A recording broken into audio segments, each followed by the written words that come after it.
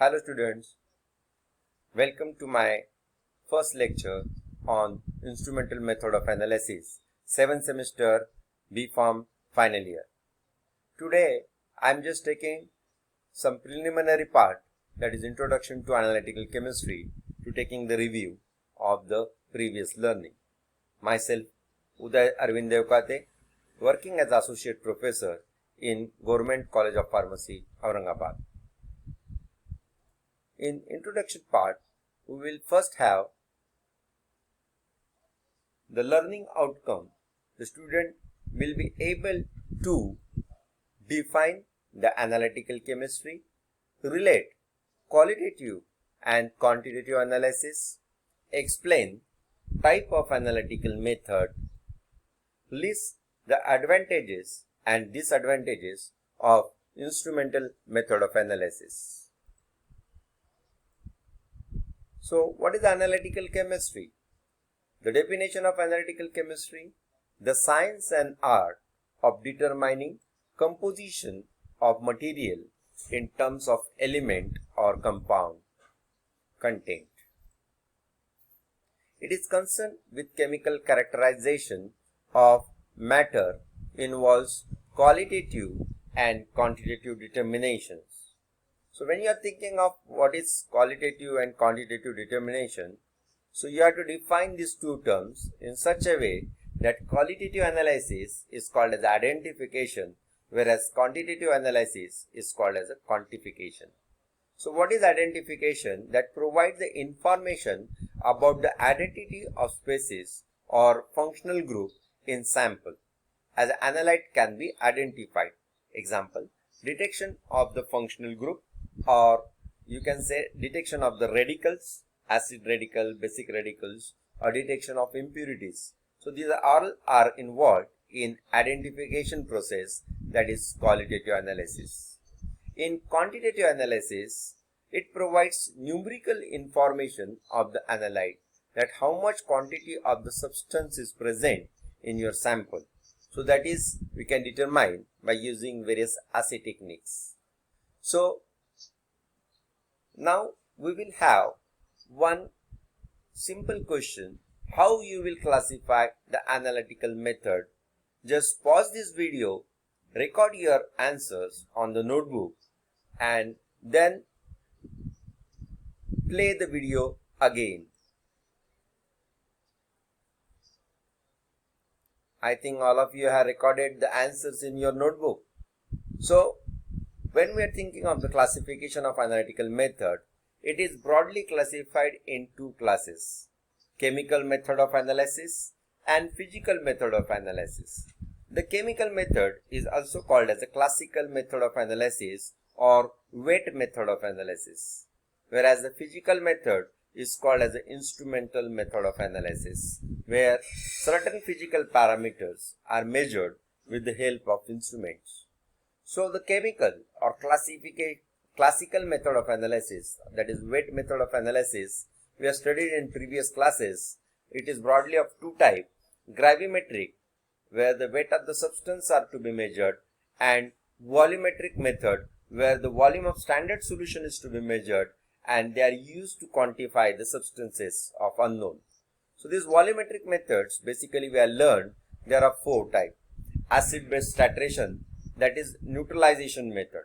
So these also includes your aqueous and non-aqueous acid-base titrations.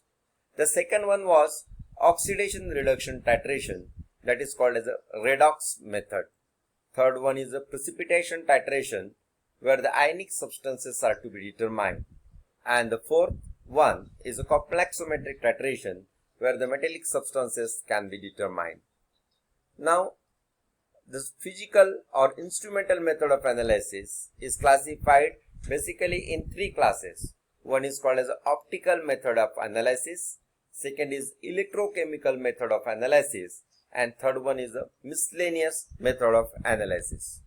Optical method of analysis will concern with interaction of electromagnetic radiations with matter.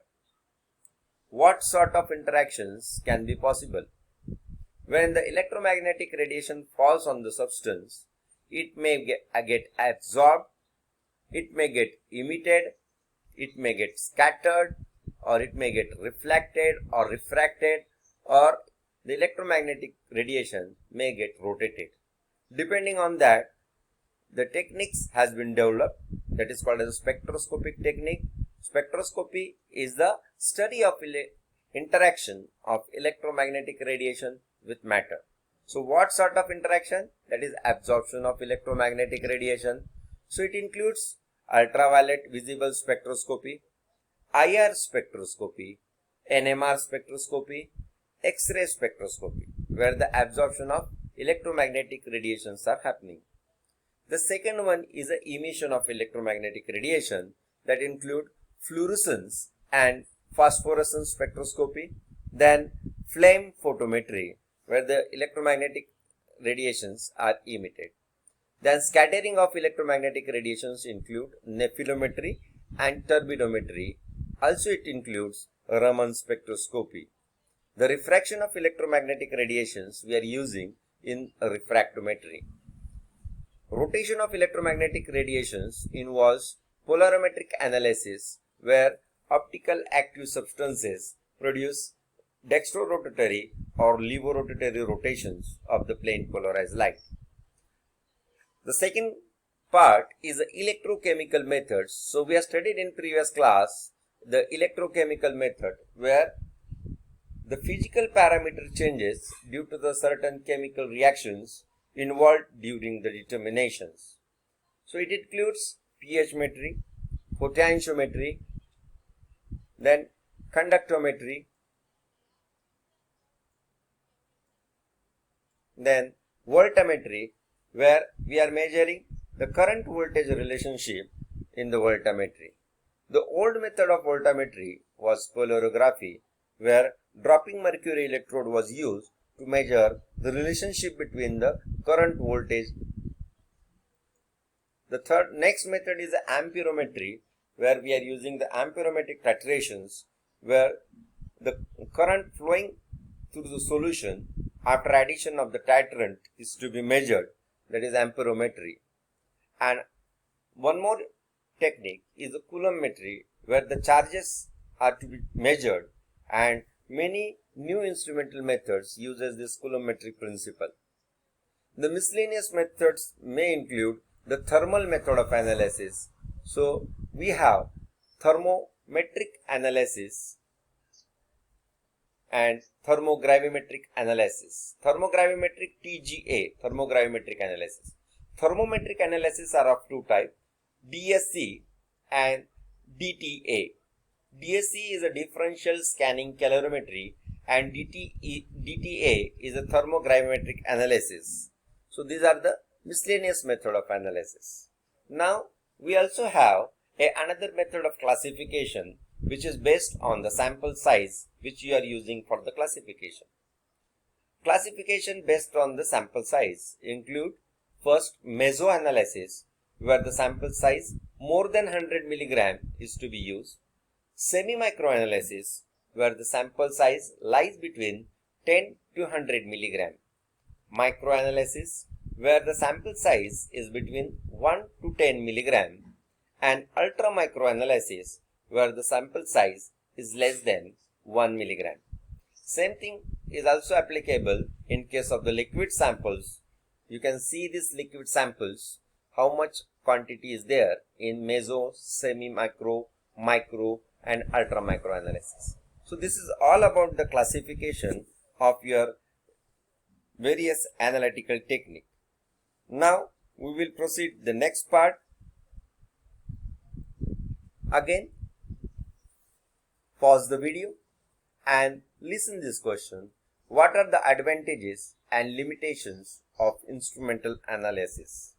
Pause the video, write down your answers in the notebook. When you finishes, play the video again. Now I think all of you have done this. Now play the video and continue to see what are the advantages and limitations of instrumental method of analysis. The advantages of instrumental method of analysis. The first common advantage is sensitivity. Very small quantity of the sample can be analyzed by using the instrumental method of analysis. That is the first advantage of instrumental method of analysis. Second is the speed of analysis. It is a very fast. You can analyze the sample within a small period of time. So that is the advantage. The third one is the reliability and accuracy.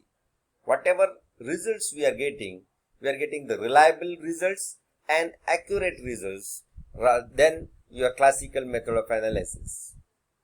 Also, the main advantage is complex mixture can be analyzed by using your instrumental method of analysis. So we have seen that mixture of acid, if you have done titrometric analysis, it will give the single endpoint where the instruments can be used to differentiate between the two acids. Again,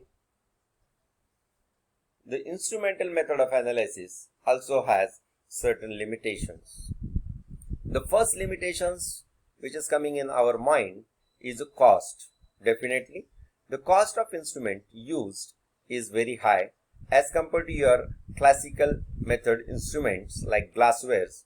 They are cheaper one. Second is trained persons are required for handling of such sophisticated instruments, and the maintenance is also the part where some expenses is required.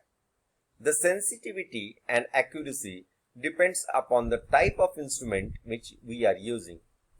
So there are many limitations. I have just listed few of them in front of you. Thank you very much for observing this lecture today. Thank you and meet you once again in the next lecture.